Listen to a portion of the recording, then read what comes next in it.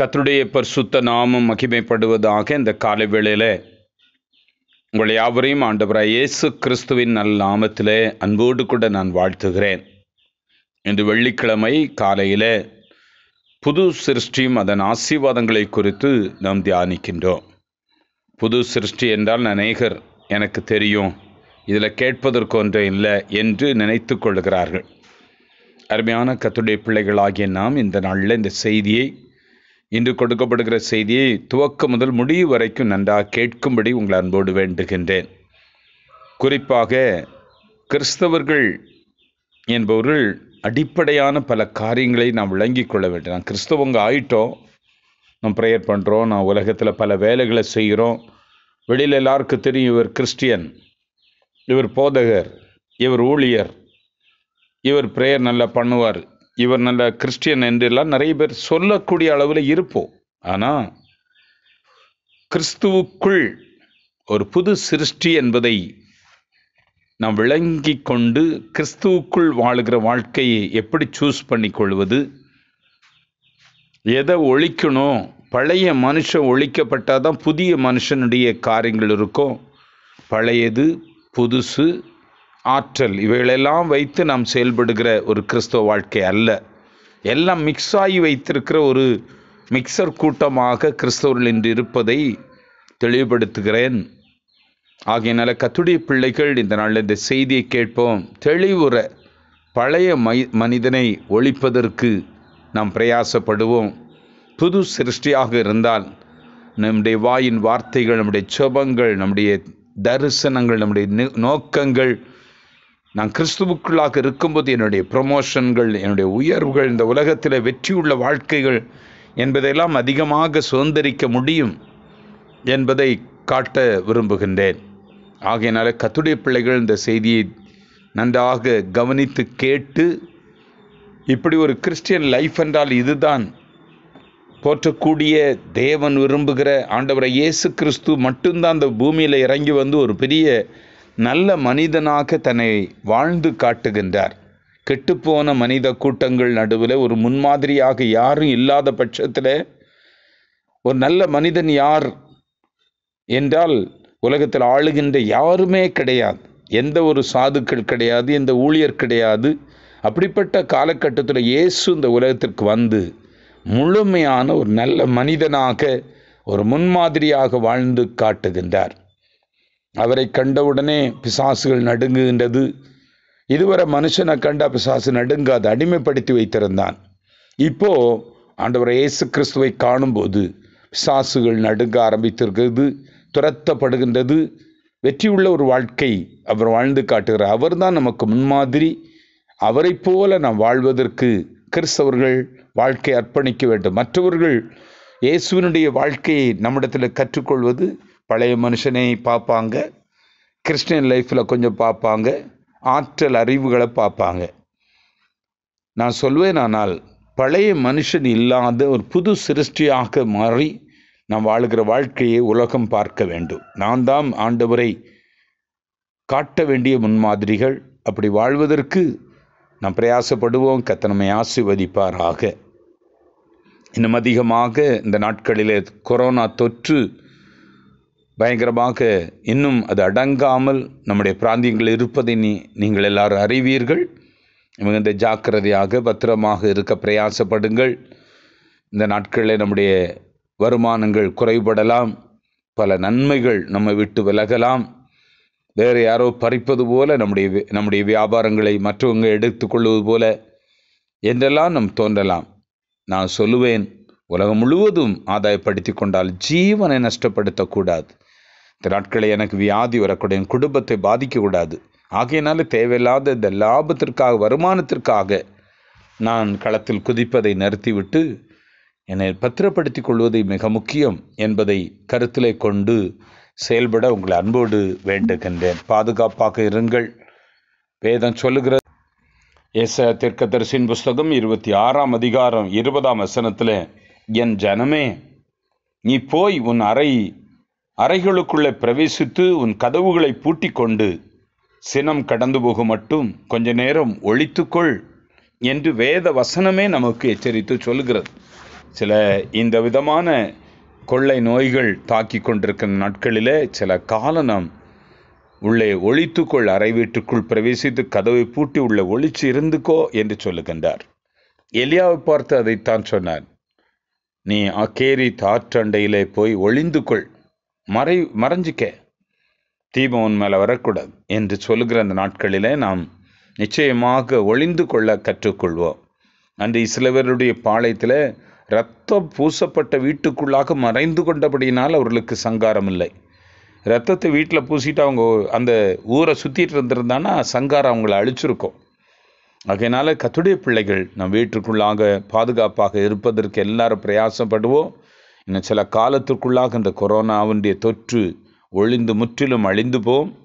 இந்த வருஷம் நமக்கு நேரப்பட ஸ்கூல்கள், அலுவலகங்கள், தொழில்கள், பிஸ்னஸ்கள், நம்முடைய வாழ்க்கையின் இயல்பு நிலைகள் சீக்கிரமாக திரும்பிவிடும். நாம் ஜெபிக்கிற ஜெபங்கள் வீணாகவில்லை. பல மணி நேரங்கள் நாம் ஜெபிக்கிறோம். ஒவ்வொரு நாளும் ஆண்டவரை நோக்கி கூப்பிட்டு வருகிறோம். கர்த்தர் நிச்சயமாக நமக்கு பதில் கொடுப்பார். இந்த வருஷம் காலேஜஸ் இருக்கும், ஸ்கூல்ஸ் இருக்கும், ஆன்லைன் ஸ்டடீஸை விட இதெல்லாம் நடக்கும். நம் நேரடியாக களத்தில் எந்த பயமும் திகிலும் இல்லாமல் வாழ்வதற்கு கர்த்தர் நமக்கு அனுக்கிரகம் செய்வார். God bless you. கர்த்தர் உங்களோடு கூட இருப்பாராக. ஆமேன், ஆமேன், ஆமேன். கர்த்தருடைய நாமத்திற்கு மகிமை உண்டாகட்டும். அல்லேலூயா. சத்தியத்தில் வளர, சத்தியத்தில் கட்டப்பட மிக முக்கியம். நான் கேட்டா சொல்லுவேன், ஜெபம் முக்கியமா சத்தியம் முக்கியமா அப்படின்னு கேட்டா, சத்தியம் முதல்ல கேட்டு சத்தியத்தை கேட்டு தெளிவான பிறகு ஜெபிப்பது முக்கியம் என்று நான் சொல்லுவேன். ஆனால் நிறைய மக்கள் இன்றைய கிறிஸ்தவத்தில் ஜெபம் அதிகமாக இருக்கிறது, சத்தியம் இல்லாமல் இருக்கிறது என்பதுதான் மிகுந்த வேதனையா. சத்தியம் தெரிந்து, சத்தியம் அறிந்து, சத்தியத்துக்கு பிறகு ஜெபிக்கணும். நல்ல கவனிங்க, பிரேயர்ல நடக்கும், இல்லைன்னு சொல்லல. அது எப்படி இருக்க வேண்டும்? பிரேயர் எந்த இடத்துல பிரேயர் இருக்கணும், எந்த இடத்துல பிரேயர் இல்லை, வேற காரியங்கள் இருக்கணும். அதைத்தான் நம்ம வகைப்படுத்த விரும்புகிறேன். கர்த்தருக்கு ஸ்தோத்திரம் உண்டாகட்டும். கவனிங்க, ஒரு செய்தி ஆண்டவர் ஒரு மனுஷனுக்கு சொல்ல விரும்புகிறார் என்றால் அது நல்ல தெளிவாக்குற வரைக்கும் ஆண்டவர் அதை மனசுல பதிக்க விரும்புகிறார். பழைய ஏற்பாட்டுல சொப்பனங்கள் மூலமாக தேவன் மனுஷத்துல பேசியிருக்கார். நான் யோசிப்பு உங்களுக்கு சொல்லி இருக்கிறேன். யோசிப்பை பற்றி தேவன் ஒரு சொப்பனம் வச்சிருந்தார். என்னன்னா, ஃபியூச்சர் பிளான் வச்சிருந்தார் யோசிப்பு மேல. அதை வந்து பேசணும். எப்படி பேசுவார்? ஆண்டவர் மனுஷத்தை வரதில்லை, நேரடியாக வர முடிகிறது, வரல. இயேசு கிறிஸ்து பூமிக்கு வர்றது வரைக்கும் தெய்வம் பூமிக்கு வரல. பல இடங்கள்ல பல மனுஷன் முன்னாள் ரூபத்துல செயல்பட்டு இருக்கிறார். அவ்வளவுதான்.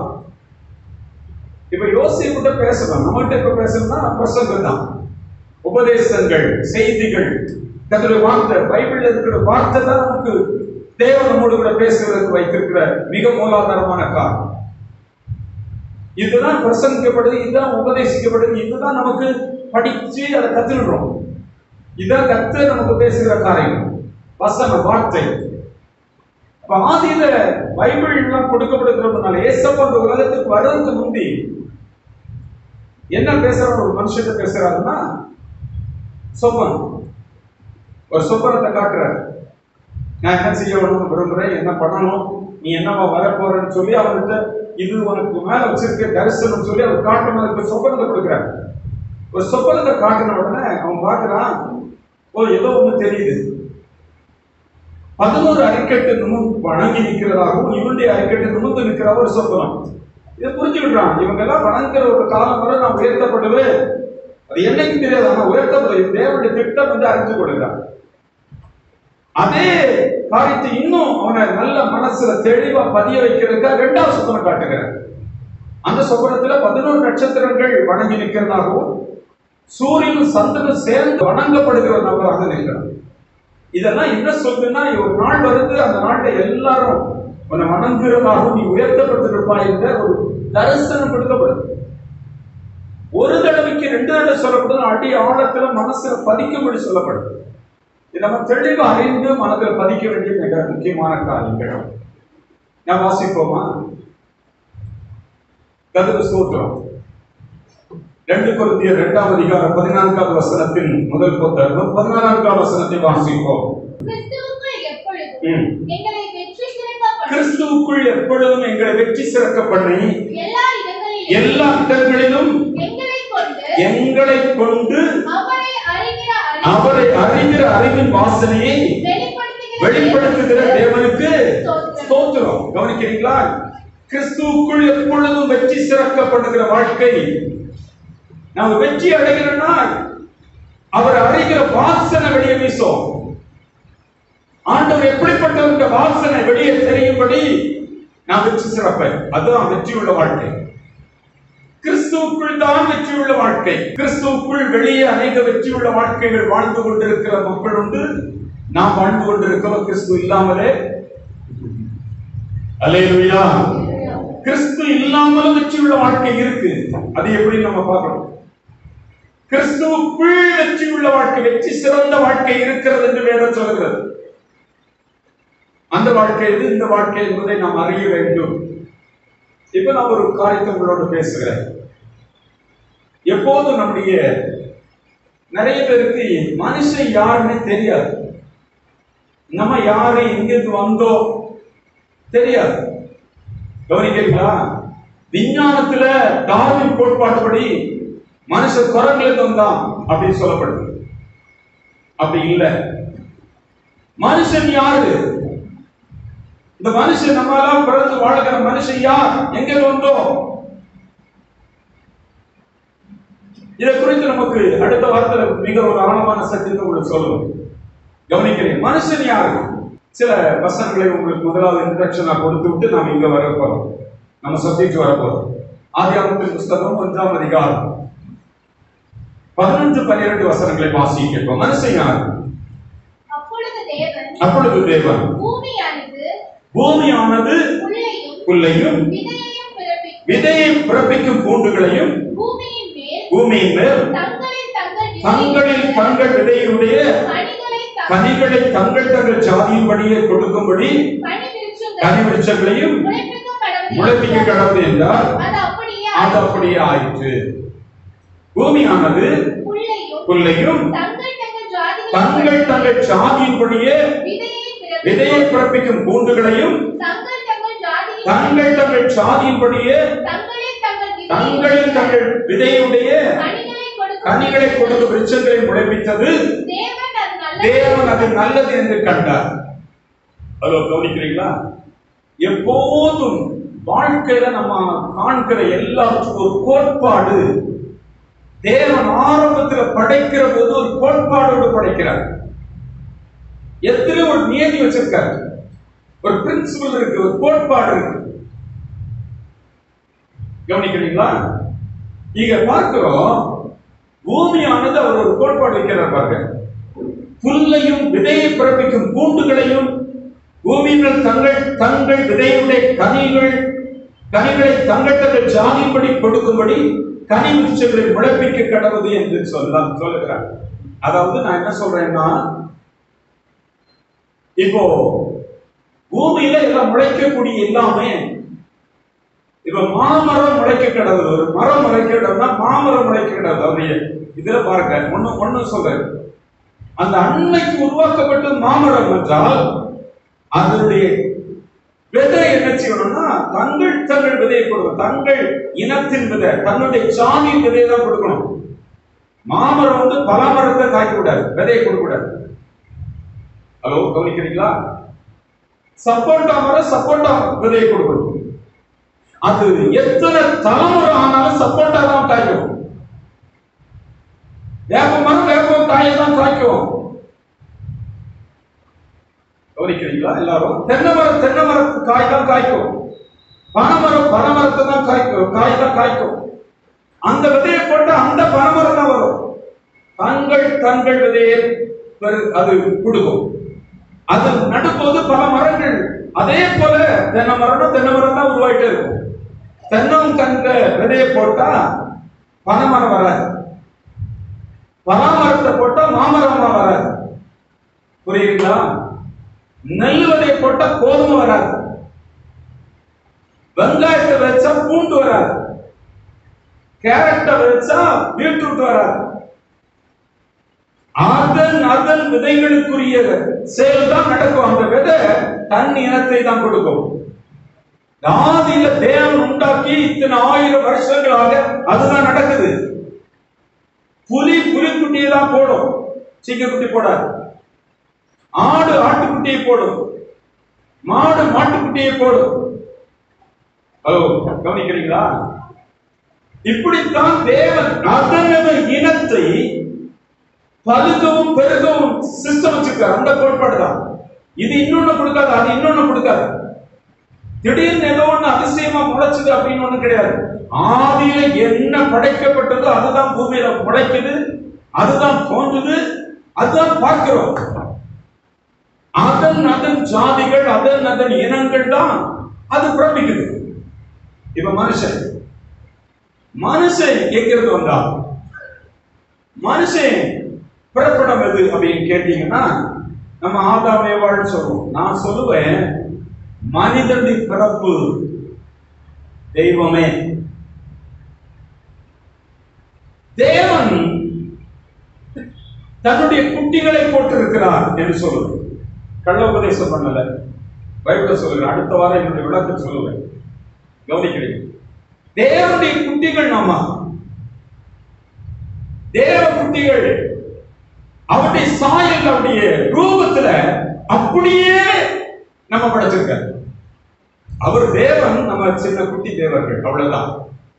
கவனிக்கிறீங்களா? நம்முடைய பிறப்பிடம் இது. நம்ம எங்கிருந்து வந்தோம்? மனித குலம் எங்கிருந்து வந்து? குரங்குல இருந்து வந்தா, பூச்சில இருந்தா, புழுகுல இருந்தா, விலங்குல இருந்து வந்தா, வேற எதுல இருந்தா வந்துதான் இல்ல. எங்கிருந்து வந்தோம்னா தேவனிடத்திலிருந்து வந்தோம். தேவனுடைய பிள்ளைகளாக பிறப்பிக்கப்பட்டோம். ஆமென் சொல்லுவோமா? அல்லேலூயா. இதை விளங்கிக் கொள்ளும். நான் யாரு? இதுக்கு விளக்கம் நான் அடுத்த வாரம் திரும்ப சொல்லுவேன். நான் கவனிக்கிறீங்க? நான் யாரு? நான் ஏதோ ஒரு குட்டி இல்ல. நான் எனக்கு சிங்கத்தின் வழியில வந்ததில்ல, பாம்பின் வழியில வந்ததில்ல, பூச்சியின் வழியில வந்ததில்ல, குரங்கின் வழியில வந்ததில்ல. நான் தேவனுடைய பிள்ளையாக ஜென்மிக்கப்பட்டேன். ஆமென் சொல்லுவோமா? நான் யாருடைய பிள்ளை?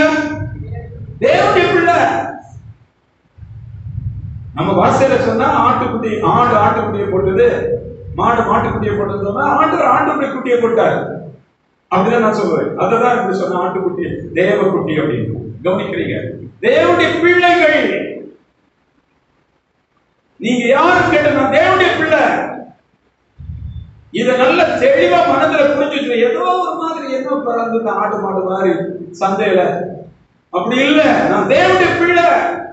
என்னுடைய பிறப்பு எங்க இருக்கிற? தேவனுடைய பிள்ளை. நான் அதனுடைய இனம் தான், அதனுடைய இனம் தான், அதனுடைய இனம் தான் நம்ம. அல்லேலூயா. அது எத்தனை ஆயிரக்கணக்கான ஆண்டுகள் ஆனாலும் அதுதான் பிறப்பிக்கும். ஆணும் பெண்ணும், ஆணும் பெண்ணும், வேற ஒண்ணு பிறக்காது. ரொம்ப முக்கியம்.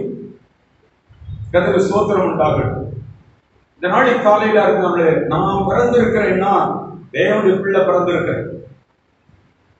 ஆண்டுடைய மகன் பிறந்திருக்கிறேன், ஆண்டுடைய மகள் பிறந்திருக்கிறேன்.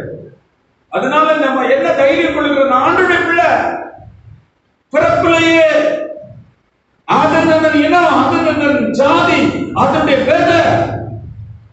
என்னுடைய விதை வந்து கர்த்தர். அல்லேலூயா. இதை நம்ம மனதில் பதித்துக் கொள்வோம். முதல்ல எப்படிதான் நம்ம வந்திருக்கோம்? எப்படியோ ஏதோ ஒரு மாதிரி வரல, எப்படியோ வரல. கர்த்தர், என்னுடைய பிறப்பிடம் கர்த்தர். இப்ப நம்ம பார்க்க போறோம் ஆதி மனிதனை குறித்து. நான் போன வாரத்தில் பேசிட்டு இருந்தேன். இப்ப நம்ம பார்க்க போறோம் ஆதி மனிதனை. பார்க்க எப்படி படைக்கிறார்? முதல்ல படைத்த மனிதன் 2 பார்ட்டா பிரிச்சிடும். அதுக்கு ஆவி, ஆத்மா, சரீரம். அது நமக்கு வேற பகுதி. மனுஷனுக்குள்ள என்ன வச்சு படைக்கிறார் பாருங்க. உருவாக்குற வல்லமைகளை கத்து வைக்கிறார். ஒவ்வொரு மனுஷனுக்குள்ளே உருவாக்குற வல்லமையோடு கூட படைக்கப்பட்டிருக்கிறான். நல்ல உருவாக்குற வல்லமை. அதுல என்னெல்லாம் இருக்குன்னா, புத்தி இருக்கு, அறிவு இருக்கு, ஞானம் இருக்கு, வல்லமை இருக்கு, திறமை இருக்கு, தானம் இருக்கு, திடன் இருக்கு, தைரியம், தெளிவு, பலன், ஆற்றல், இதெல்லாம் வச்சு படைக்கிறார். எனக்கு தெரிஞ்சதெல்லாம் லிஸ்ட் போட்டேன், இன்னும் லிஸ்ட் போட்டுக்கலாம். இதெல்லாம் எல்லா மனுஷனும் இது கர்த்தருக்குள்ள இருந்த அவருடைய சாயல், அவருடைய ரூபம், அவருக்குள்ள இதெல்லாம் இருந்த ஆற்றல் உள்ள படைப்பு அவருக்குள்ள இருந்தனால உலகம் படைக்கப்பட்டது. அதே போல மனுஷனை படைக்கிறார். மனுஷனுக்குள்ள எல்லாருக்கும், எந்த பிறந்த மனிதனுக்கும், ஒரு ஆணுக்கும் ஒரு பெண்ணுக்கும் இதெல்லாம் வச்சுதான் ஆண்டவர் படைக்கிறார். இது இருக்கு, இது இருக்கு, இது இல்லாத மனுஷன் இல்ல. அல்லேலூயா, கர்த்தருக்கு ஸ்தோத்திரம். இன்னொரு பகுதியை படைக்கிறார் பாருங்க, தெய்வீக சுவாபங்களை உள்ள வைக்கிறார். அவருக்கு என்னென்ன சுவாபம் இருந்தோ அதே சுவாபங்களை மனுஷனுக்குள்ள வைக்கிறார். பாருங்க, அன்பு, மனதுருக்கம், உதவிக்கிற மனது, ஒத்தாசை, நற்கிரிய, கீழ்ப்படுதல், விசுவாசம் உள்ள மனசு, சாந்தம் உள்ள மனசு, நீடிய பொறுமுள்ள மனசு, இச்சை அடக்கம் உள்ள மனசு, சந்தோஷமான மனசு, சமாதானம், ஐக்கியம் உள்ள மனது, ஒரு நீதிமானாக இருக்கிற மன வாழ்க்கை. பாருங்க, உத்தமன், தேவ மனம் நிறைந்தவன், தேவ பயம் நிறைந்தவன், தெய்வ திட்டம் நிறைந்தவன், தேவ நோக்கங்கள் நிறைந்தவன், தெய்வ சுவாபங்கள் நிறைந்தவன், தெய்வ குணங்கள் நிறைந்தவன், தெய்வ கொள்கைகள் நிறைந்த மனுஷனை உருவாக்குகிறார். ஆதியில் இருந்த மனுஷனை அவங்க ரெண்டு பேரை தவிர வேற யாருக்கு தெரியாது. அந்த ஆதி மனுஷனோட ஃபர்ஸ்ட் பிகினிங் லைஃப் முடிஞ்சு போயிருக்கு. நம்ம எங்கிருந்து வந்தோம், நம்முடைய பிறப்பிடம் எது, நம்ம எப்படிப்பட்ட ஒரு மனுக்குலமாக இருக்கிறோம் என்பதை நம்ம அறியணும். இதுதான் ஒரிஜினல், இது ஆரம்பம். இந்த ஆரம்பத்துல என்ன இருக்குன்னா, நம்ம மனுஷனுக்குள்ள தெய்வீகங்கள் இருக்கு. ஒரு மனுஷனுக்கு நல்ல கவனிக்க, ரெண்டு காரியம் ரொம்ப முக்கியம். ஒன்று, இந்த ஆற்றல் வல்லமைகளை உருவாக்குகிற வல்லமை இது இருக்கணும். ஒரு காரியத்தை யோசித்து படைக்கிற, நல்ல உருவாக்குற ஒரு தன்மையா கர்த்தர் ஒரு மனுஷனுக்குள்ள வச்சுதான் படைக்கிறார்.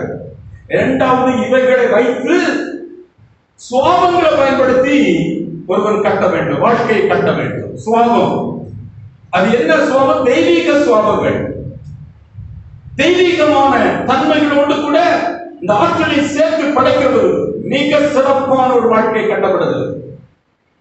தெய்வீகமான சுபாவங்கள், தெய்வீகமான குணங்கள், தெய்வீகமான கோட்பாடுகள், கொள்கைகள், நோக்கங்கள், தரிசனங்கள், திட்டங்கள், தேவனுடைய தன்மைகள் நிறைந்த ஒரு மனுஷனாக படைச்சு ஆற்றலை இனி சேர்த்து நல்லா கட்டு, நல்லா வாழு, பதுகி பூமியில நிரப்பு என்று சொல்லுகிறார். இது ஆதி மனிதன்.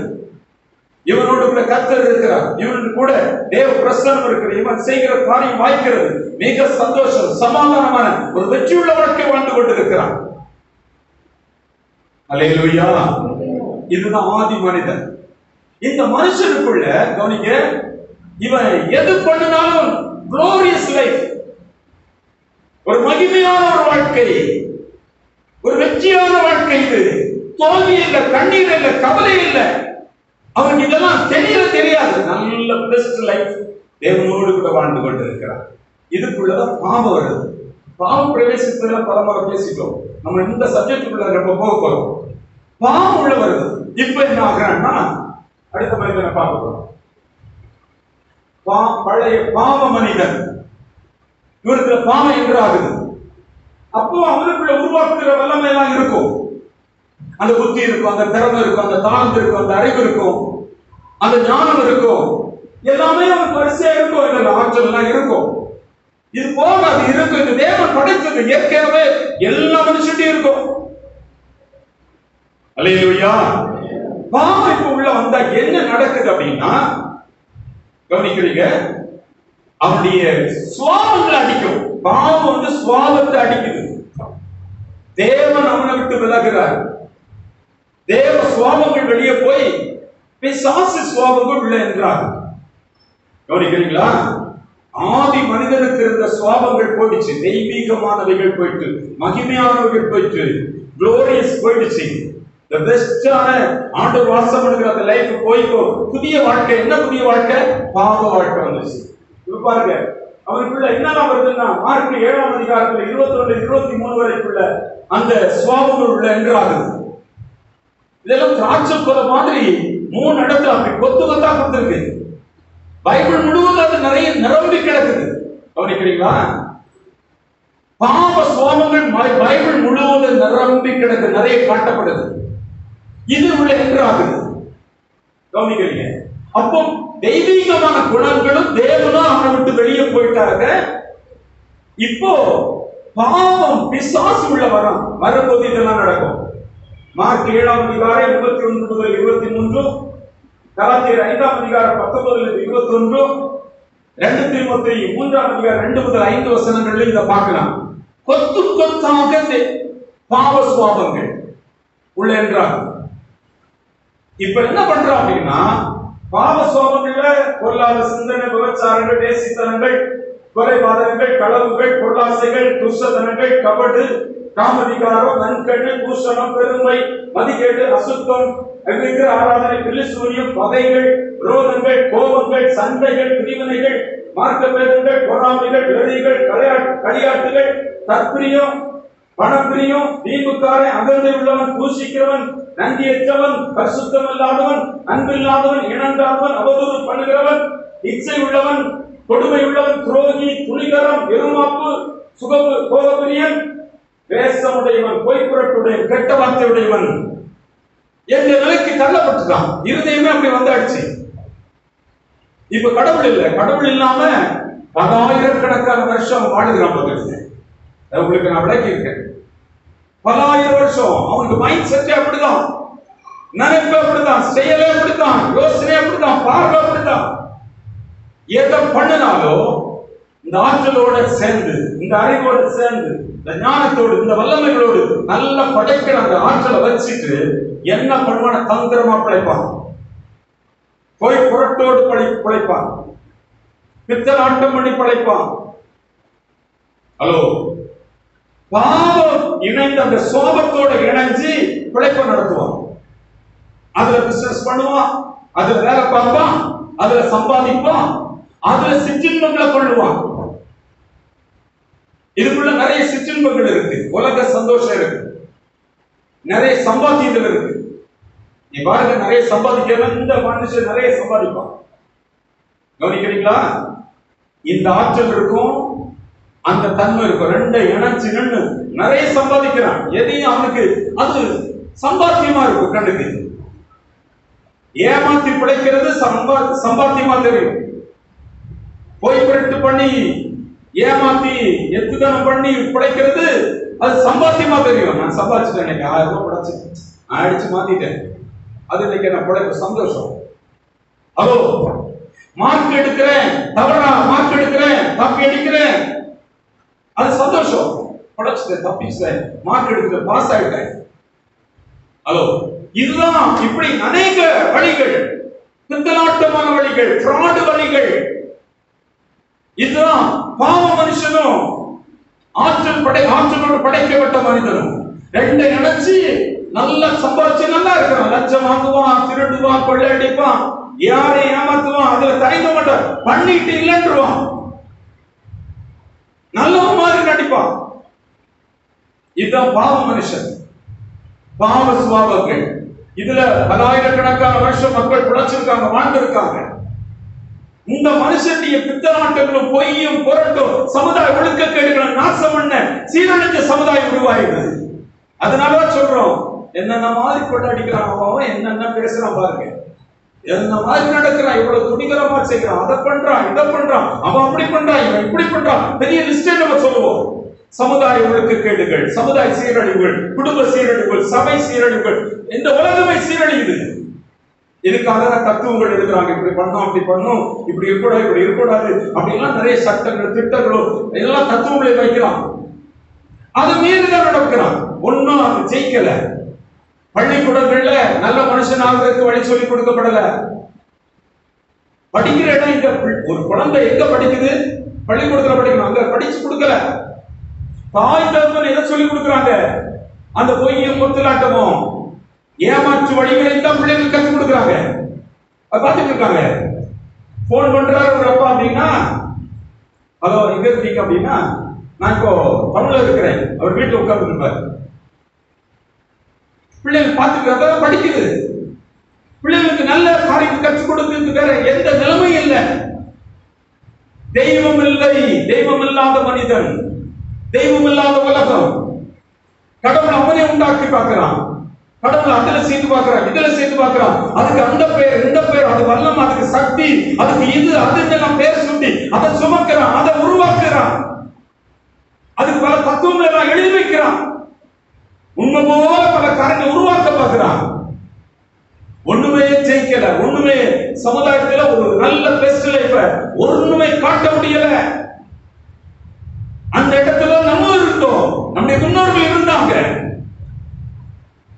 ஹலோ, பழைய மனுஷன், பழைய மனுஷன், தோற்று போன மனுஷன், இவன் தான் அவமானப்படுகிறது. இப்படி வாழ்கிற அவமானப்படுவான். இப்படி வாழ்கிற வாழ்க்கை நல்லது போல தெரியும், கட்டுகிற மாதிரி இருக்கும். சாபம் நிறைந்த வாழ்க்கை, நரக வாழ்க்கை, தள்ளப்பட்ட வாழ்க்கை, அழிவின் வாழ்க்கை. அல்லேலூயா, சத்தமா சொல்லுவோமா? இதை நம்ம நல்லா பிக்சரா காணணும். இதெல்லாம் என்ன நடக்குது? இந்த மனுஷன் யாரு? மனுஷனுக்கு எல்லாம் ஏன் இப்படி எல்லாம் நடக்குது? ஏன் இப்படி இருக்கு? மனுஷனுக்கு ஏன் இப்படி இருக்கு பார்த்தாங்கன்னா தன்னை பார்ப்பான். இதை விட பெஸ்ட் எங்க பார்க்க முடியும்? ஒருத்தரையும் பார்க்க முடியாது, யார்கிட்டையும் பார்க்க முடியாது, யார்கிட்டையும் பார்க்க முடியாது. எங்க பார்க்க முடியும்னா இயேசு கிறிஸ்து வந்து மனுஷன் எல்லாம் கரப்டட் மனுஷன், மனுஷன் எல்லாம் ஃப்ராட் மனுஷன், மனுஷன் எல்லாம் பாவம் நிறைந்த மனுஷன், தோற்று போன வாழ்க்கை வாழ்கிறவன் பெஸ்ட் லைஃப் காட்டும்படி அவர் இந்த பூமிக்கு வந்தார். ஆமென் சொல்லுவோமா? அல்லேலூயா. அவர் பாவம் அறியாதவர், பாவத்தில் பிறக்கல. அவர் பிறப்பே வேற. மனுஷனுடைய பிறப்பு பாவத்தில் பிறப்பு. இயேசு இந்த உலகத்துக்கு வந்த போது அவர் எப்படி வந்தார் அதை பேசணும் நிறைய நேரம். அவருடைய சுவாபங்கள் வேற. தெய்வீகமான சுவாபத்தோடு வந்து இல்லப்பா, ஆதாம் ஏவாளுக்கு இருந்த சுவாபம் எல்லாம் ஆதி மனுஷனுடைய வாழ்க்கை நான் உங்களுக்கு காட்டி கொடுக்க வந்தேன். நான் எப்படி உங்களுக்கு வாழ்கிறேன், இதுதான் முழுமையான ஒரு மனுஷ வாழ்க்கை. நீங்க ஆதியில படைக்கப்பட்ட மனுஷனாக மாற வேண்டும் என்பதற்காக இந்த உலகத்தில் வந்து பிறக்கிறேன். வேற எந்த மனுஷனும் ஒரு நல்ல லைஃபை காட்டி கொடுக்க முடியாது. என்னுடைய கேரக்டர், என்னுடைய சுவாபம், என்னுடைய தன்மை, என்னுடைய கொள்கை, என்னுடைய சித்தம், என்னுடைய விருப்பங்கள், என்னிடத்தில் காணப்படுற குணாதிசயங்கள், இவைகள் நீ பார்த்து பழகி நீ ஏற்றுக்கொள். அப்ப நீ பெஸ்ட் லைஃப் வருவ. அப்ப நீ நல்ல வாழ்க்கை வாழ முடியும். அதனால தோற்று போன வாழ்க்கையில ஜெயமுள்ள வாழ்க்கை. அதுவரைக்கும் எந்த மனுஷனும் முன்மாதிரி கிடையாது. இப்பதான் ஆண்டவர் இயேசு கன்னிகை வயிற்றில பரிசுத்த ஆவியினாலே வந்து பிறக்கிறார். அது சாதாரண பிறப்பு இல்ல. தேவகுமாரன் நல்ல மனிதனுடைய வாழ்க்கை, விழுந்து போன வாழ்க்கை, அழிகின்ற வாழ்க்கை எப்படி கட்ட முடியும், எந்த வாழ்க்கை பெஸ்ட் லைஃப் என்பதை முன்மாதிரியாக காட்டி கொடுக்க வந்து பிறந்தார். தோற்று போன வாழ்க்கையை மேன்மைப்படுத்தி அதை ரட்சித்து திரும்ப கொடுக்கும்படி வந்தார். அல்லேலூயா, கர்த்தருக்கு ஸ்தோத்திரம் உண்டாகட்டும். ஆண்டவர் இயேசு கிறிஸ்துவை ஏற்றுக்கொள் அப்படின்னு நம்ம பேசுகிறோம். இப்ப வாசிப்போம் ஒரு வேத பகுதியை.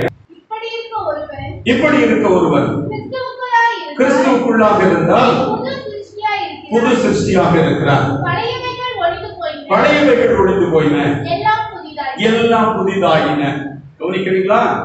இதுவரைக்கும் கிறிஸ்து இல்லாத வாழ்க்கை வாழ்ந்து விட்டது, கடவுள் இல்லாத வாழ்க்கை, கெட்டு போன பாவ இருதயத்தோடு உள்ள வாழ்க்கை வாழ்ந்து கொண்டிருந்தார். கோச்சாரம் பண்ணுவான், வேசித்தனம் பண்ணுவான், திருட்டுத்தனம் பண்ணுவான், ஏமாத்துவான், உண்மை இல்லாம இருப்பான், நேர்மை இல்லாம இருப்பான், அவனை நடிச்சுவான், வேசமா காட்டிடுவான், நான் ரொம்ப ஒழுக்கமா காட்டுவான். அதுல அவனுக்கு லாபம் இருக்கு, அதுல சம்பாத்தியம் இருக்கு, அதுல ஒரு கிரெடிட் இருக்கு, அதை செய்துட்டு இருந்தான். இப்போ இயேசு இந்த உலகத்திற்கு வந்து நல்ல ஒரு பெஸ்ட் லைஃபை காண்பித்து ரட்சிப்பை கொடுக்கிறார், ரட்சிக்கிற பல விடுதலைகளை காட்டுகிறார், எடுத்து சம்பாதிச்சு கொடுக்கிறார். அதெல்லாம் நம்ம பேசுவோம், ஒரு நாட்கள் அதை கற்றுக்கொள்வோம். எப்படிப்பட்ட ஒரு கிறிஸ்டியன் லைஃப் பெஸ்ட் லைஃப் என்பதை நம்ம பார்க்க போறோம். கவனிங்க. உடனே சொல்லிட்டு உண்மையா இருக்கணும், பரிசுத்தமா இருக்கணும், ஜெபம் பண்ணணும், பைபிள் வாசிக்கணும், கீழ்ப்படிக்கணும், அது இல்ல, இன்னும் கொஞ்சம் ஆழமா ஒரு கிறிஸ்துவுக்குள் இருந்தால் புது சிருஷ்டியாக இருக்கிறார். பழையவள் ஒழியணும், புதுசாகணும், இருதயம் புதுசாகணும். கவனிக்கிறீங்க, பழையது நம்ம ஏற்கனவே பார்த்தோம். பிசாசின் சுவாபங்கள் நிறைந்த மனிதன் தான் பழையவைகள். எல்லா மனுஷனையும் இந்த புத்தி, அறிவு, ஞானம், வல்லமை, திறமை, தாழ்ந்து இந்த லிஸ்ட் இருந்துட்டே இருக்கும். எல்லாம் பிறக்கிற மனுஷன் இருக்கும். இவனால நல்லா படிக்க முடியும், இவனால பல காரியங்கள் திட்டமிட முடியும், பல காரியங்கள் செய்ய முடியும். உலகத்தில் இருக்கிறவங்க செய்வாங்க, கிறிஸ்தவங்களும் செய்வாங்க. ஆனா பழையது ஒழியணும், அப்பதான் புதுசு உருவாகும். கிறிஸ்து வாழ்கிற வாழ்க்கை எப்படின்னா, ஆண்டவரை ஏற்றுக்கொள்கிறேன்னா எல்லாரும் என்ன சொல்லுவோம்னா, ஆண்டவரே நான் எதிர்த்து கொடுக்கிறப்பா, உங்க நான் ஏற்றுக்கொள்ள உங்க விசுவாசிக்கிறேன். இப்படி நம்ம சொல்லி சொல்லி பிரேயர் எல்லாம் பண்ணியிருப்போம். ஆண்டவரை ஏற்றுக்கொள்கிறேன். ஒரு பிரேயர்ல, ஒரு செய்தியில, ஒரு கன்வென்ஷன்ல, ஒரு ஏதோ ஒரு மீட்டிங்ல, ஒரு சர்ச்சில் ஆண்டவரே என் இருதயத்தை உங்களுக்கு கொடுக்கிறேன் அப்படின்னு சொல்லுவோம். அப்படி பிரேயர் பண்ணியிருப்போம். இன்னும் ஆழமானது அவ்வளவு இல்லை, அது உண்மைதான். என்ன ஆழம்? இயேசுவை ஏற்றுக்கொள்கிறேன் என்றால் என்ன?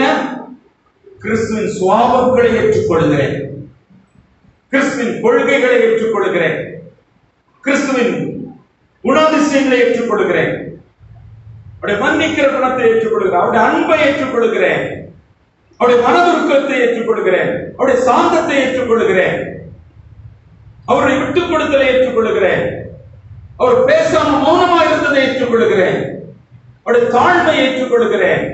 எல்லா குணாதிசயங்கள், அவருடைய சிறப்பான தெய்வீகமான குணாதிசயங்களை நான் ஏற்றுக்கொள்கிறேன் என்பதுதான் கர்த்தரை ஏற்றுக்கொள்ளுதல், இயேசுவை ஏற்றுக்கொள்ளுதல். முதல்ல பழைய சுவாபத்தை ஒழிக்கணும். அது யார் ஒழிக்கிறது? பழைய குணங்களும் சுவாபங்களும் போகிறதுக்கு ஜெபம் பண்றது இல்ல. என்ன பண்ண, என் வீடு இருக்கு, என் வீட்டுல 2 ரூம் இருந்து கடைசி ரூம் வரை குப்பையும் கூடமும் நாட்டமும் அழுக்கும் ஒரு மாதிரி கிடந்து நாரிட்டு கிடக்கு என் வீடு. நான் வீட்டுக்கு வாசலுக்கு உட்கார்ந்துட்டு வளங்கள் போட்டு, ஆண்டவரே என் குப்பையை அகற்றும், என் வீட்டை சுத்தமாக்கி தாரும் ஆண்டவர் அப்படின்னு சொன்னா நடக்குமா? உங்க வீட்டை அப்படி பண்ணணும், அப்படி போதுமா? என்ன பண்ணணும்? வீட்டுக்குள்ள இறங்கி ஒரு வாரத்துல அத்தனை கூட்டி அள்ளி சுத்தம் பண்ணி எல்லாத்தையும் வெளியேற்றணும். அது ஆண்டவர் செய்கிற வேலை, நம்ம செய்ய வேண்டியது. அல்லேலூயா, அல்லேலூயா. நான் செய்யணும். இந்த திருட்டுத்தனத்தை, இந்த உண்மை இல்லாத காரியங்களை, இந்த பொய்த்தனத்தை, இந்த போலித்தனத்தை நான் ஒழிக்கணும். ஒழிச்சா இருதயம் சுத்தமாகும். ஒழிக்காம கிறிஸ்தவனா வாழக்கூடாது. நீங்க ஒரு பழைய கட்டடத்தை நான் ஏற்கனவே சொன்னேன். பழைய கட்டடம் நான் விலைக்கு வாங்குறேன்னா நம்ம மென்டாலிட்டி என்ன இருக்குன்னா, அதை ஓட்டையெல்லாம் அடைச்சி அந்த கிராக்கெல்லாம் கலவை பூசி நல்ல பூசி மெழுகி நல்ல பெயிண்ட் அடிச்சு அதுக்குள்ள வாழணும்னு நம்ம நினைச்சிட்டு இருக்கோம். மெயின்டைன் பண்றதுல பழைய பில்டிங்க, பழைய பில்டிங் கிராக் ஆனத அந்த தூர் விட்டது, அந்த வீடை இடிக்கணும். பழைய வாழ்க்கை ஃபெயிலியர் வாழ்க்கை. அந்த அசிவாரம் கட்டப்படாது. என்னதான் கட்டினாலும், எவ்வளவுதான் அந்த பொய்யில புறத்துல கட்டினாலும் ஒரு முன்னேற்றத்தை பார்க்க முடியாது, ஒரு ஜெயமான வாழ்க்கையை பார்க்க முடியாது, எந்த இம்ப்ரூவ்மெண்ட் இருக்காது. இம்ப்ரூவ்மெண்டா இருக்கோ சாபத்தை சம்பாதிச்சு வைப்போம். தலைமுறை தலைமுறையான சாபங்கள், நரகத்திற்குரிய சாபங்களை சம்பாதிப்போம். நம்ம நினைக்கிறோம் இன்னைக்கு ஒரு 1000 ரூபாய்க்காக வீட்டுக்கு அதை கொண்டு வந்து நல்லா வீட்டுல வந்து அதை பண்ணி நம்முடைய தேவை அந்த ஓட்டையை அடைச்சு அப்படி மேக்கப் பண்ணிடலாம். இல்லை, தலைமுறை மேல ஆக்கினையை குவிக்கிறோம். அல்லேலூயா. ஆகியனால கர்த்தருடைய பிள்ளைகள் அறிவோம், பழைய மனுஷனை ஒழிக்கணும்.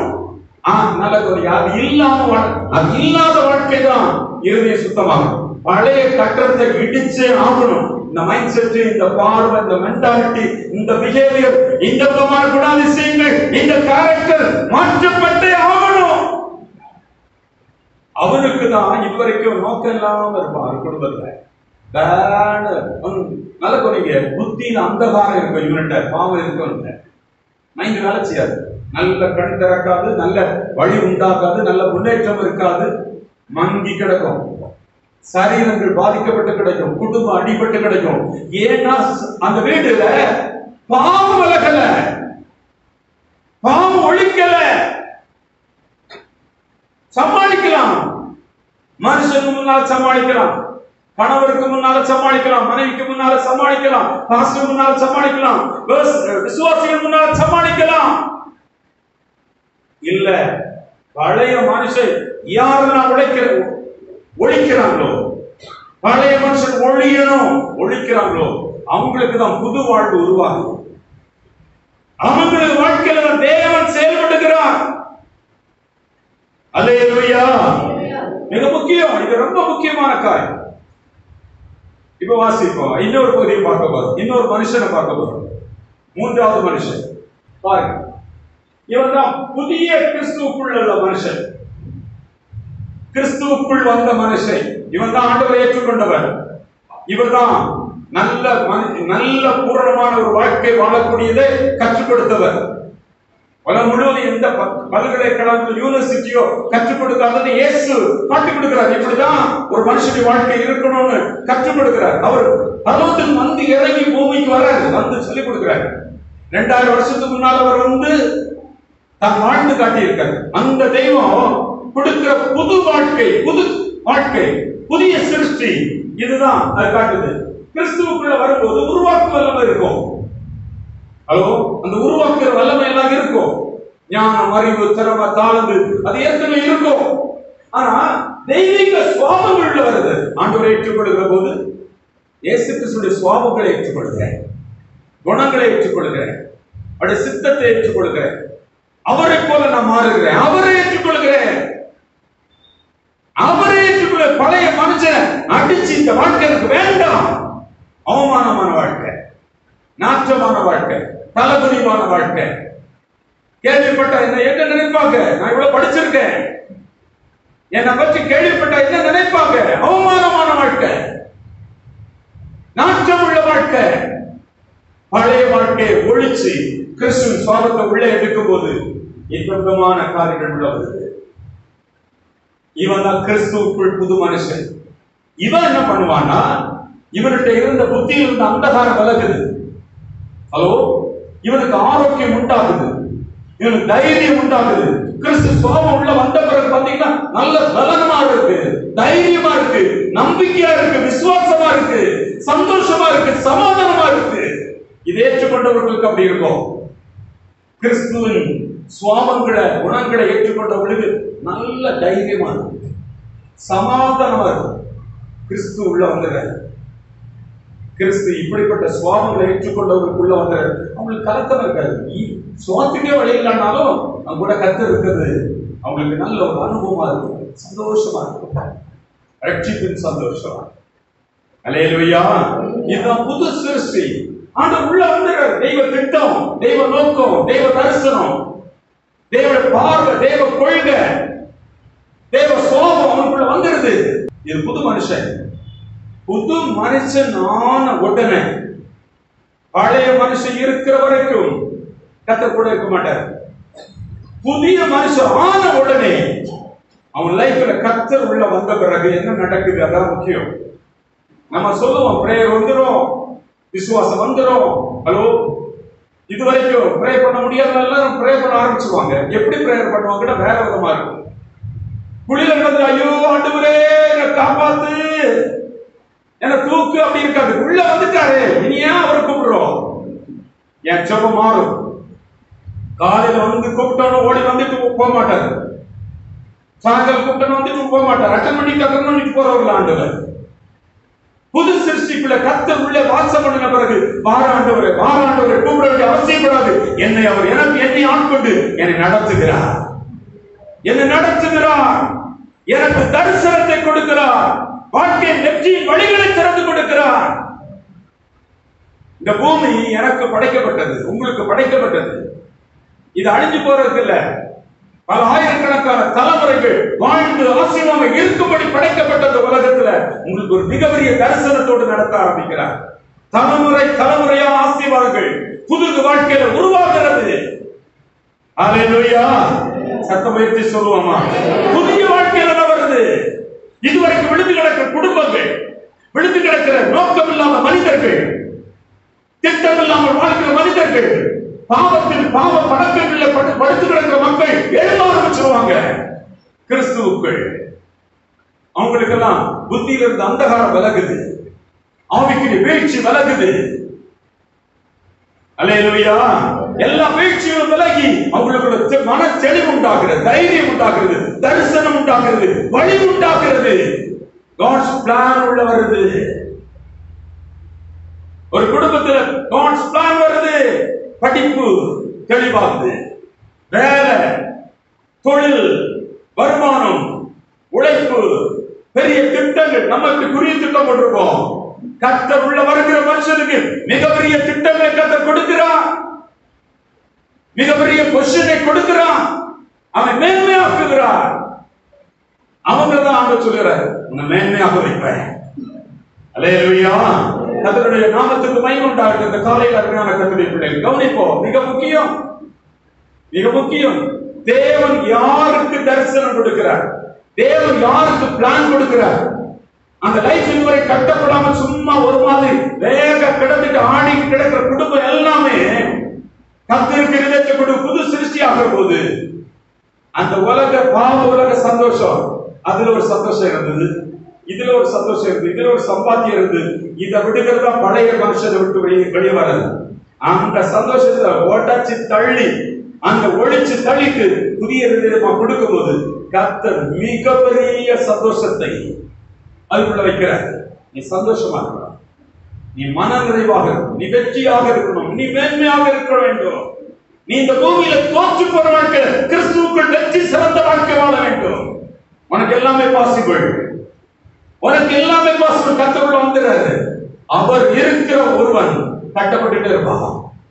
வாளாக இருக்க மாட்டான், தலையாக இருப்பான், கீழாக இருக்க மாட்டான், மேலாக இருப்பான். பரலோகத்தில் இங்க அது எந்த வயதாக இருக்கட்டும், எவ்வளவு படிச்சிருந்தாலும் படிக்காவிட்டாலும், எந்த சூழல் இருந்தாலும், கர்த்தர் ஒரு உள்ளத்தில் வருகிற புது சிருஷ்டிக்கு புதிய லைஃப் ஸ்டார்ட் ஆகிறது. நாம சொல்லுவோமா, தேவன் அந்த வாழ்க்கையை கட்டுகிறார். இப்ப என்ன நடக்கும்னா, இந்த உருவாக்கு வல்லமை தெய்வீக சுவாபங்களை இணைஞ்சு கட்ட ஆரம்பிச்சிருவாங்க. ஒரு கம்பெனில வேலை பார்க்கிற எல்லாம் ஃப்ராட் பண்றாங்க,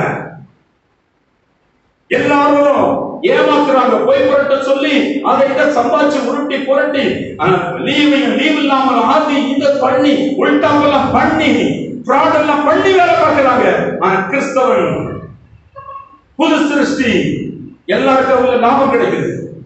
எல்லாரும் நல்லா போறாங்க, எல்லாம் வாட்ச்மேன் எல்லாருமே அடிச்சு போறான். உனக்கு என்னடா வந்துச்சு, நீயும் போ. இல்ல, போக மாட்டேன். நான் ஒரு புது சிருஷ்டி, கிறிஸ்துவுக்குள் வாழுகிற வாழ்க்கை வாழுக தேர்ந்து கொண்டேன். அந்த முடிவெடுத்துட்டேன். நான் உண்மையா இருப்பேன், நான் ஃப்ராட் பண்ண மாட்டேன், நான் புத்தலாட்டம் பண்ண மாட்டேன், நான் ஏமாற்ற மாட்டேன். ஹல்லேலூயா. சத்தமா சொல்லுங்க. நல்ல தோணிங்க. நான் பண்ண மாட்டேன், நிக்கிறேன். நல்ல தோணிங்க. நாள் போயிட்டே இருக்கும், ஒரு சாதாரண வேலையில் இருப்போம்.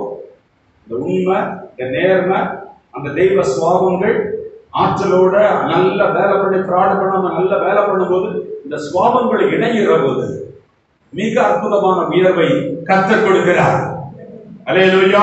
அந்த ப்ரமோஷன் வருகிறது, அந்த தொழில் முன்னேற்றங்கள் வருகிறது, வியாபார முன்னேற்றங்கள் வருகிறது, வருமானம் ஆசீர்வதிக்கப்படுகிறது, பொருளாதார செழிப்பு இல்லாத இதுவரைக்கும் கட்டப்படாத லைஃபை கர்த்தர் கொடுக்கிறார்.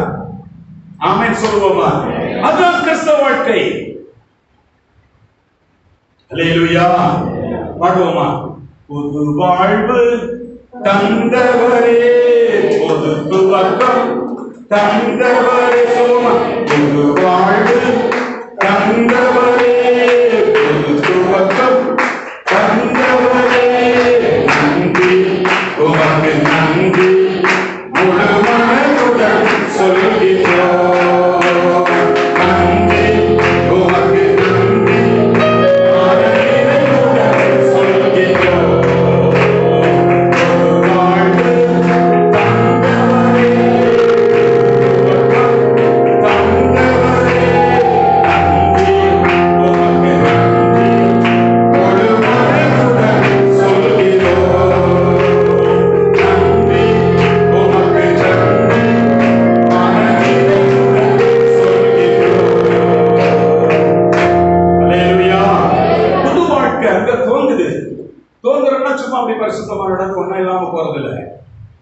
ஆண்டவர் உள்ள வந்து அதுக்கு பிறகுதான் அவங்க லைஃபினுடைய துவக்கமே இருக்கு. இதுவரைக்கும் நிறைய சந்தோஷங்களை இணைஞ்சிருந்த பாவ வாழ்க்கை உதறி ஒழிக்கிற போது சில சந்தோஷத்தை நாம் விடுவோம், சில சம்பாத்தியங்களை விடுவோம், சில விதமான மனதுக்கு ரொம்ப திருப்தியா நிறைய காரியங்களை இணைஞ்சு இருந்த பல காரியங்களை கட் பண்ணி விடுவோம், ஒழிக்கிறோம். புது வாழ்க்கை வளர்ந்த பிறகு புதிய துவக்கம் எப்படி இருக்கும்னா மகிமையானதாக இருக்கும், மேன்மையானதாக இருக்கும், உயர்வானதாக இருக்கும், உன்னதமானதாக இருக்கும். கர்த்தர் என்று கட்டுவார். ஹalleluya, ஹalleluya, ஹalleluya. தேவனுடைய நாமத்துக்கு மகிமை உண்டாகட்டும். இந்த அருமையான கால வேளையில் அருமையான நான்காவது ஒரு மனுஷனை பார்க்கிறோம். ஆமா, இந்த அதிகபட்ச கிறிஸ்தவர்கள், விசுவாசிகள், குடும்பங்கள், இங்க இப்படிப்பட்ட மக்களை அதிகமா பார்க்க முடியும். இன்னைக்கு இப்ப பார்க்கப்பட போகிற நான்காம் மனிதர் பார்ப்போமா? பாருங்க, இவங்க 3 தன்மை உள்ள கலர் இருக்கு பாருங்க. ஒரு பக்கம் ரெட், ஒரு பக்கம் ப்ளூ, ஒரு பக்கம் கிரீன். இந்த மனுஷன் நம்ம எங்கும் பார்க்கலாம், சுத்தி பார்க்கலாம், வீட்டுக்குள்ள பார்க்கலாம், வெளியில பார்க்கலாம், சபையில பார்க்கலாம், பிரசங்கம் பண்ற எண்ணட்ட பார்க்கலாம், மனுஷன்ட்ட பார்க்கலாம், எல்லாத்தையும் பார்க்கலாம். இந்த மனுஷன் நம்ம எல்லாரும் பார்க்க போறோம். பார்ப்போமா? முதல்ல இவர்கிட்ட ஆதி மனுஷன் இருந்த உருவாக்குற வல்லமை எல்லாம் இருக்கும், இதெல்லாம் இருக்கும். புத்தி, அறிவு, திறமை, தாளந்து எல்லாம் இருக்கும். இது எல்லா மனுஷன்டையும் இருக்கும். பிறக்கும் போதே இது இருக்கும். இந்த கிருபை அது அவருடைய சாயல படைக்கப்பட்டது. அந்த சுவாபங்கள் தெய்வ சுவாபங்களா இருக்கும். இப்ப என்ன நடக்குதுன்னா பாவ மனுஷன் உள்ள வந்தான். இந்த 3 வேத பகுதி மட்டும் தான் நம்ம கொடுத்திருக்கிறோம். அதில் உள்ள மனுஷன் உள்ள வந்து உள்ள இருப்பான். ஏன்னா பழைய மனுஷன், அந்த ஆற்றல் உள்ள மனுஷனும் இந்த பாவ மனுஷனும் சேர்ந்து பல சக்சஸ் பண்ணியிருக்கோம், பல திறம்பட பல காய்களை நடத்தி இருக்கோம், பல குளிர்காட்சி இருக்கோம், பல ஜெயம் பெற்று இருக்கிறோம், பல காரியங்களை பார்க்க ஜெயமாக இருக்கிற காரியங்களை முடிச்சிருக்கோம், அதை பண்ணிட்டு இருக்கிறோம். இது அந்த பழைய மனுஷனும் ஆதி மனுஷனும். இப்ப கிறிஸ்துவுல வர வந்த மனுஷன் இங்க பாருங்க, அங்க அன்பு வருது, கொஞ்சம் அன்பு இருக்கும், கொஞ்சம் மனதுருக்கம் இருக்கும், கொஞ்சம் பிரேயர் இருக்கும், கொஞ்சம் சர்ச் இருக்கும், கொஞ்சம் காணிக்கை இருக்கும், கொஞ்சம் பிரசங்கம் பண்றது இருக்கும், கொஞ்சம் பிரேயர் நடத்துறது இருக்கும், பிரேயர் அட்டன் பண்றது இருக்கும். அளவு கவனிக்கிறீங்களா? கொஞ்சம் இருக்கும். இதெல்லாம் வந்தோடனே நம்ம நினைக்கிறோம்னா ஜெபம் நல்லா கிடைக்கும். ஹலோ, இந்த மனுஷனுக்குள்ள 3 காரியங்கள் இருக்கு. இந்த 3 தன்மைகளும் ஒரு மனுஷனுக்குள்ள இருக்கு, கிறிஸ்தவங்களுக்குள்ள இருக்கு. இதுதான் மோசமான காரியம். இதுதான் சமுதாயத்துல நம்ம என்ன பண்ணுது அப்படின்னா, இந்த உருவாக்கு இந்த வல்லமையும் கிறிஸ்துவுக்குள் வாழ்கிற தெய்வ சுபாவங்களை வச்சுக்கிட்டு நல்ல பிரேயர் எல்லாம் பண்ணுவோம், அதை பண்ணுவோம், சர்ச்சை கட்டுவோம், பணம் கொடுப்போம், ஊழியம் செய்வோம், பிரசங்கம் பண்ணுவோம், பிரேயர் நடத்துவோம், எல்லாம் பண்ணிக்கிட்டு நம்முடைய காரியங்கள்ல ஏதாவது ஒரு நன்மை வரணும், பிரயோஜனப்படணும்னா உல்டா படிச்சிருவோம். பழைய சுபாவத்தை பயன்படுத்திடுவோம், கோபத்தை பயன்படுத்திடுவோம், எரிச்சலை பயன்படுத்திடுவோம், கீழ்ப்படியாமல் பயன்படுத்திடுவோம், பொய் புரட்ட பயன்படுத்திடுவோம், உத்தமத்தை கீழே போட்டு தள்ளிடுவோம், ஃப்ராடா மாறிடுவோம், ஏதாவது பண்ணி என் காரியத்தை முடிக்கணும்னு தீவிராயிடுவோம். பழைய மனுஷன் ஒழியாததுனால எதெடுத்தாலும் ஒரு பொய்ய சொல்லி அந்த காரியத்தை முடிச்சிடணும்.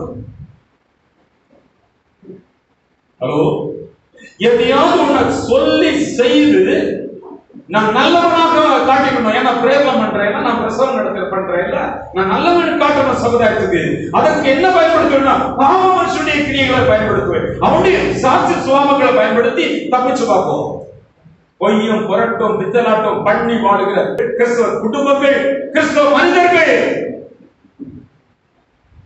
அவங்கள பார்த்தா வேலை கொடுக்காத. ஐயா கிறிஸ்தவனா, அவனுக்கு இங்க இடம் இல்லை, எங்க பயங்கரமான பிராட் வந்தாளா நாரிட்டு கிடக்கிறது காரணமே அதுதான், அவமானப்படுகிறது காரணம் அதுதான். பழைய மனுஷனை ஒழிக்காமல் பக்தியுள்ள வாழ்க்கை வாழுகிறோம். ஒரு பக்கம் பக்தி, ஒரு பக்கம் ஆற்றல்கள், அறிவு, திறமை, அது ஒரு பக்கம். பழைய மனுஷன் ஒழியாமல் 3 சேர்த்து உள்ள வச்சுக்கிட்டு நாம் கிறிஸ்தவன் என்று காட்டிக் கொள்கிற வாழ்க்கை மாயமான வாழ்க்கை. தேவன் அங்க இல்ல. அவங்க கூப்பிட்டு ஜெபம் பண்ணி கேட்கல, கிடைக்கன்னு சொல்லி ரொம்ப விரக்திப்படுறோம். ஹலோ, பழைய மென்டாலிட்டியே மாறல. கிறிஸ்துவுக்குள் வர்றதுக்கு முன்னால் உள்ள மென்டாலிட்டி மாறல, சுவாபங்கள் மாறல, குணங்கள் மாறல. பின்னால உள்டா பண்ணினால் இந்த ஊழியக்காரன் அம்போதான். ஹலோ, உங்களுக்கு மட்டும் இல்ல, எனக்கு. ஒருவன் கிறிஸ்துவுக்குள்ள இருந்தால் அவன் புது சிருஷ்டி. பழையவன் ஒழித்து புதுசு உருவாகணும். அல்லேலூயா. அவங்க பக்கத்தில் இருக்கவும் எப்படி இருக்கட்டும், நான் எப்படி இருப்பேன்? எனக்குள் கிறிஸ்துவின் சுவாபங்களும் ஆற்றல் உருவாக்குகின்ற வல்லமைகளும் இணைஞ்சு நான் நிற்கிறேன். நான் ரெடி. என் ஆண்டவர் என்னை பயன்படுத்துறதுக்கு நான் ரெடி. நான் பயன்படுத்துக்கப்பா, என்னை கட்டுங்க, என்னை உருவாக்குங்க, என்னை ஆசீர்வதி, என்னை பிளஸ் பண்ணுங்க. நான் ரெடியா இருக்கேன். ஹலோ, கவனிக்கிறீங்களா? பாவத்தில் இருக்கும்போது கூப்பிடுறோம், குழியில் இருக்கும்போது கூப்பிடுறோம், பாவ படுகொலியில படுத்து கிடந்து கூப்பிடுறோம். எப்படி கூப்பிடுறோம்? ஒரு குழியில் இருக்கும்போது ஐயோ காப்பாத்துங்க காப்பாத்துங்க காப்பாத்துங்கன்னு கூப்பிடுறாங்க. அவனுக்கு காப்பாற்றுதல் தேவை. நம்ம எப்படி ஜெபம் பண்றோம்? கிறிஸ்தவங்க நம்ம ஒரு பாட்டு பாடுறோம், வேதம் சொல்லுது, இந்த வசனங்களை சொல்லுவோம், சங்கீதத்துல படிக்கிறோம். சேற்றிலிருந்து தூக்கினார், கண்மலை மேல் நிறுத்தினார். சேற்றிலிருந்து தூக்கினார்னா பாவத்திலிருந்து என்னை தூக்கிட்டார். நான் ரட்சிக்கப்பட்டு என்னை கண்மலைக்கு கொண்டு வந்துட்டார். கண்மலையில வந்துட்டோம்னு வச்சுக்கோங்க, இனி குழியில இருந்து கூப்பிட வேண்டிய சத்தம் கூப்பிடலாமா? அந்த பிரேயர் பண்ணலாமா? ஓலப்படலாமா? ஹலோ, கவனிக்கிறீங்களா? நம்ம ஆராதனைக்கு வந்திருக்கோம், ஜெபின் தம்பி கூப்பிட்டோம், தம்பி சர்ச்சுக்கு வந்திருக்க அப்படின்னு கூப்பிட்டோம். அது கூப்பிடுறதுக்கு பிரயாசப்பட்ட தம்பி வந்திருக்க சத்தம் போடுறோம், சூழ் உடனே கேட்கிற மாதிரி ஜெபின் தம்பி வாங்க. ஜெபின் தம்பியே வந்தாச்சு, கதவு திறந்து உள்ள வந்துட்டார், உள்ள வந்து உட்கார்ந்து இருக்காரு. இனி சூலூர் போகிற வரைக்கும் கூப்பிடணுமா? சொல்லுங்க, என் சத்தம் சூலூர் வரைக்கும் போகணுமா வேண்டாமா? சத்தமா சொல்லுங்க. கிறிஸ்துவுக்குள் பிரேயர் வேற. வேங்கிட்ட வந்துட்டாரு ஜெபின். எப்படி வந்து பிறகு தம்பி என்ன எப்படி இருக்கு தம்பி, என் சூழ்நிலை இருக்கு. உடனே அவர் பார்த்துட்டே இருக்காரு, எல்லாமே தெரியுது. இந்த உட்கார்ந்த இடத்துல எனக்கு தேவையான செய்து முடிச்சுறாரு. அவளை கத்த வேண்டியதில்லை. கிறிஸ்துக்குள் வருகிற வாழ்க்கை, வெற்றியுள்ள வாழ்க்கை ஸ்டார்ட் ஆகுது, தரிசனம் ஸ்டார்ட் ஆகுது. நோக்கமில்லாத எந்த மகனும் மகளும் நோக்கமுள்ளவர்களாக மாறுகிறார்கள். அர்த்தம் இல்லாமல் வாழ்கிறவர்கள் அர்த்தமுள்ளவர்களாக மாறுகிறார்கள். பலவீனர்கள் சுகவீனர்கள், வியாதி உள்ளவர்கள் பலவான்களாக மாறுகிறார்கள். அல்லேலூயா. கிறிஸ்து வந்த வாழ்க்கை வெற்றியுள்ள வாழ்க்கை. இந்த போலியான வாழ்க்கை, மூணு வாழ்க்கை, இது ரெண்டு இருந்தா பரவாயில்ல, அது இருக்கிறபடினால வெற்றியுள்ள வாழ்க்கை இல்லை. அது களையணும், அது ஒழியணும், அதை உடைச்சு தள்ளி நம்முடைய சுவாபத்தில் அது இருக்கக்கூடாது. பாவ சுவாபங்கள், பிசாசின் சுவாபங்கள், தோற்பதற்குரிய சுவாபங்கள், வெற்றி அடையவே முடியாது. ஆமென், அல்லேலூயா. அது பிறகு கம்ப்ளைண்ட் பண்ண மாட்டோம். இப்ப கண்டுபிடிச்சிருவோம் பாருங்க, 3 நாட்களை கண்டுபிடிச்சிருவோம். இவன் பாவி பாவ சுவாபம் உள்ளவனா தெய்வ சுவாபம் உள்ளவனான்னு கண்டுபிடிச்சிருவோம். 3 கலந்து இருக்கிறவனான்னு கண்டுபிடிச்சிருவோம். பார்த்து பாருங்க, பாஸ்டர் எப்படிப்பட்டவர், இவர்கிட்ட என்னெல்லாம் இப்படி இருக்கு, நல்லா உற்று பார்த்தீங்கன்னா என்னுடைய அவுட்புட் ரிசல்ட்ல தெரிஞ்சிடும். என்னுடைய ரிசல்ட் வெளியே வந்துடும், பேச்சுல வந்துடும், புலம்புறதுல வந்துடும், முறுமுறுக்குல வந்துடும். மிக முக்கியம், கிறிஸ்து நமக்குள்ள வருகிற போது ஒரு வெற்றியுள்ள வாழ்க்கையின் துவக்கம். இதுவரைக்கும் தோல்வியாக இருந்த வாழ்க்கை ஜெயமாக மாறுகிறது. பல விதங்களில் விழுந்து போன வாழ்க்கை முன்னேற்றமான வாழ்க்கையாக மாறுகிறது. ஆசீர்வதிக்கப்பட்ட வாழ்க்கையாக மாறுகிறது. துளிர்க்கிற வாழ்க்கையாக மாறுகிறது. அல்லேலூயா, அல்லேலூயா. கர்த்தருடைய நாமத்திற்கு மகிமை உண்டாகட்டும். இந்த காலை நேரங்களிலே கிறிஸ்துவுக்குள் எப்பொழுது வெற்றி சிறந்த வாழ்க்கையாக மறக்காதீங்க. ஏன் எனக்கு வெற்றி கிடைக்கலன்னா 3 இருக்கு. அதை ஒழிக்காம மீதி எல்லாம் பண்ணிட்டு இருக்கோம். அதை ஒழிச்சுட்டு இதை பண்ணுவோம், பெரிய காரியங்களை கர்த்தர் செய்வார். அல்லேலூயா. அதற்கு தீர்மானம் எடுங்க, அதற்கு உங்கள் இருதயத்தை கொடுங்க. ஆண்டவரே, இதுல நல்லது இருக்கு, உண்மைதான், அதை பார்த்தா எனக்கு அதை விடுக்க இஷ்டம் இல்லை, அதுல பிரயோஜனம் இருக்கு, அதுல பலன் இருக்கு, அதுல வருமானம் இருக்கு, அதுல அதை பண்ணி இதை பண்ணி நான் வாழ்ந்துட்டு இருக்கேன், இதை விட்டேன்னா என்னப்பா இல்ல, கர்த்தர் பொறுப்பெடுக்க ஆரம்பிச்சுவார், கர்த்தர் வேற வழியை உண்டாக்க ஆரம்பிச்சுவார். அல்லேலூயா. நாம் ஜெபிப்போமா? மகா பரிசுத்தமும் கிருபை நிறைந்த நல்ல ஆண்டவரே, நன்றி அப்பா. சத்தியத்தை கேட்கிற மக்களை நீங்க அதிகமா நேசிக்கிறீங்கப்பா. வெற்றியுள்ள வாழ்க்கை எங்க இருக்குது?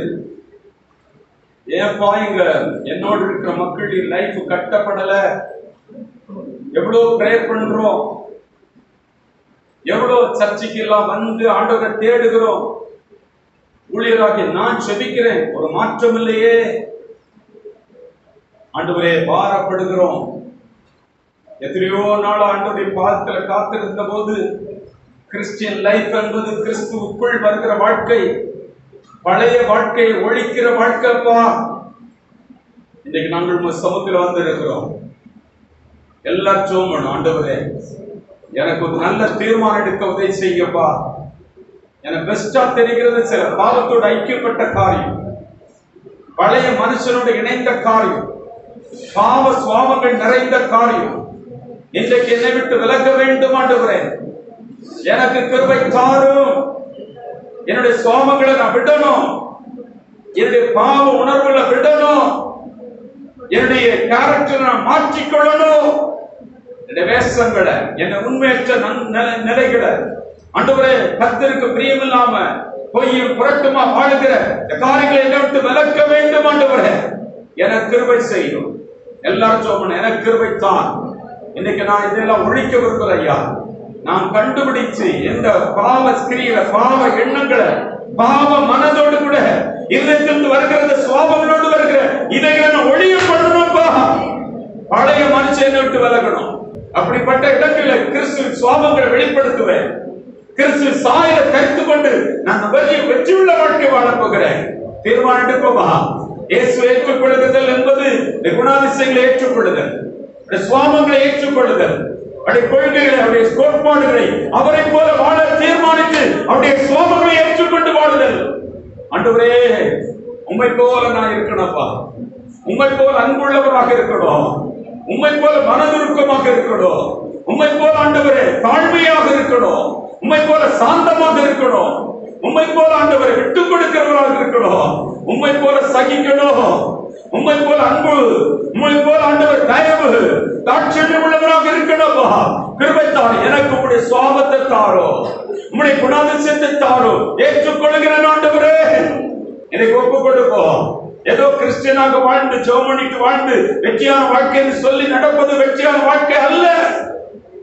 பாவத்தை ஒழிச்சு கிறிஸ்து உள்ளே வாழ வாசப்படுகிற இருதயங்கள் கட்டப்படுகிறது. தகவலே, இன்னைக்கு என்னுடைய அருமையான கர்த்தருடைய பிள்ளைகள் யாவருக்காக ஜெபிக்கிறேன். இன்னைக்கு என்னையும் உமது கரத்தில் ஒப்பு கொடுத்து சபையோடு இணைத்து நாங்கள் ஜெபிக்கிறோம் அப்பா. பழையவைகள் ஒழியணும் ஆண்டவரே. கிருபை செய்ய காட்டி தாங்கப்பா. எதையெல்லாம் நம்ம ஒழிக்கணும், எதையெல்லாம் விட்டு விலகணும், எதையெல்லாம் பாவ சந்தோஷங்களை விட்டு விலகி கிறிஸ்துக்கு இடத்தை கொடுக்கணும், அதை எங்களுக்கு வெளிப்படுத்துங்க. இன்று முதல் அது சாகடிக்கப்படணும் ஐயா. எங்களை விட்டு ஒழியணும் ஆண்டவரே. இயேசு கிறிஸ்துவின் நாமத்தினாலே எங்களுடைய இருதயங்களை விட்டு இந்த பாவ உணர்வுகள், சிந்தனைகளும் சுவாபங்களும் மாறட்டும் அப்பா. வேர்க்கப்படட்டும். இந்த பொல்லாத பிசாசு எங்களுக்குள் ஆளுகை செய்கிற எல்லா வல்லமைகளும் அழிக்கப்படட்டும் அப்பா. அழிக்கப்படட்டும். எங்கள் இருதயங்கள் உமக்கு கொடுக்கப்படணும் ஐயா. புது சிருஷ்டியாக மாற்றப்பட்டு கர்த்தர் வாழ்க்கையில் இதுவரைக்கும் வெளியே காத்துக்கொண்டு கட்ட முடியாமல் இருக்கிற அந்த வாழ்க்கை கட்டப்பட எங்கள் இருதயங்கள் உமக்கு திறக்கிறோம் ஆண்டவரே. திறக்கிறோம். உம்முடைய சுவாபங்கள் எங்களுக்குள் வரட்டும் அப்பா. உம்முடைய குணாதிசயங்கள் வரட்டும் அப்பா. உம்முடைய திவ்ய சுவாபங்கள், குணாதிசயங்கள், தன்மைகள் ஆண்டவரை போன்ற ஆண்டவரே நினைவுகள், எண்ணங்கள், சிந்தனைகள், செயல்கள் எங்களுக்குள் வரட்டும் அப்பா. கிறிஸ்துவை தரித்துக் கொண்டு வாழ்கிற வாழ்க்கை வாழ நீர்கள் கொடுத்த அறிவு, திறமைகள், தாளந்துகள், ஞானம், புத்தி, ஆண்டவர் ஆற்றல், பலன் இவைகளை கொண்டு மிகப்பெரிய படைப்புகளை படைப்பதற்கு நீர் வைத்த திட்டங்களை தர வேண்டும் என்று ஜெபிக்கிறோம். இதுவரைக்கும் இல்லாத நோக்கங்கள் வரட்டும், திட்டங்கள் வரட்டும், குறிக்கோள்கள் வரட்டும், முன்னேற்றங்கள் வரட்டும். அப்பா, கிறிஸ்துவுக்குள் எல்லாருக்குள்ள ஜெபங்களும் கேட்கப்படுவதாக. பழைய மனுஷன் வாழ்ந்த நாட்கள் போய் ஒரு புதிய மனுஷனுடைய ஆசீர்வாதமான வாழ்க்கை இது முதல் எல்லா குடும்பங்களிலும் வருவதாக, பிள்ளைகள் வருவதாக. வெற்றியான வாழ்க்கையை தான் கிறிஸ்துவுக்குள் எப்பொழுதும் வெற்றி சிறக்க பண்ணுகிற தேவனுக்கு ஸ்தோத்திரம் உண்டாவதாக. துதி கன மகிமையாக உமக்கே செலுத்துகிறோம். ஜெபங்கள் கேட்கப்பட்டதற்காக உமக்கு ஸ்தோத்திரம். கரங்கள் நன்றி. இயேசு கிறிஸ்துவின் நாமத்தில் ஜெபிக்கிறோம் பிதாவே. ஆமென். ஆமென்.